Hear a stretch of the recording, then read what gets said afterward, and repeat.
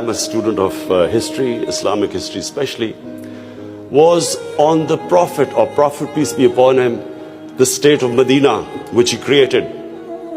Now, why do I say the state of Medina? Because the state of Medina laid the foundation of one of the greatest civilizations in the history of mankind.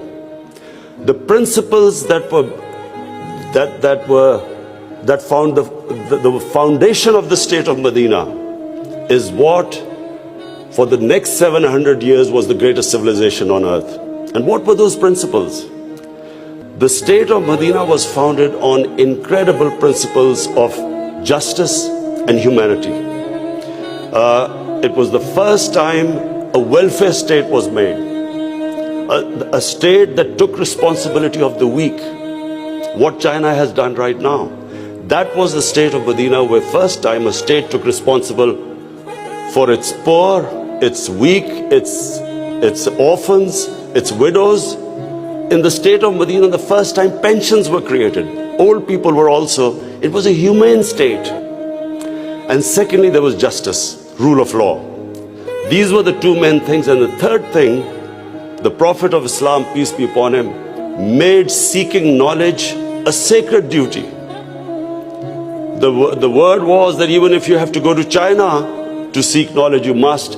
Those days going to China meant not coming back. So the emphasis on seeking knowledge. For the next 700 years, all top scientists were Muslims.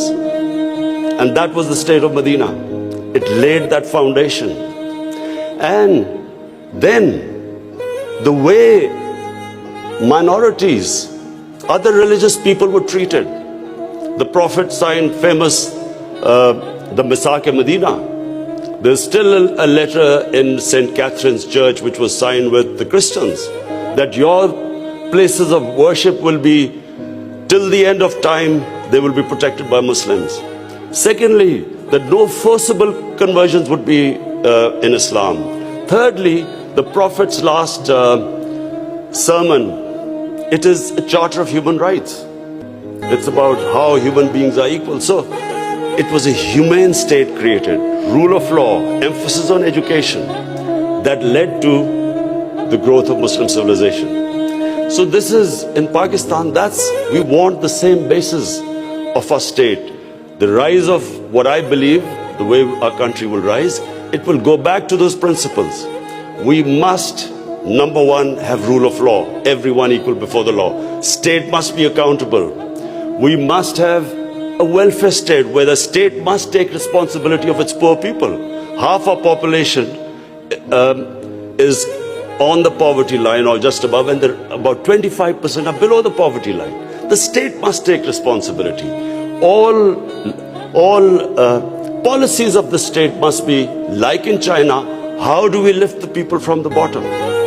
And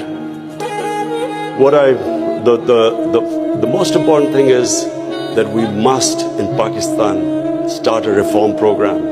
Reforms are painful, but it is essential if we have to get out of our current problems. So, first of all, I joined politics in '96. From '96 to 2013, there was a very small party. Most of the time it was one step up and 3 steps down. The first election I contested, we were wiped out.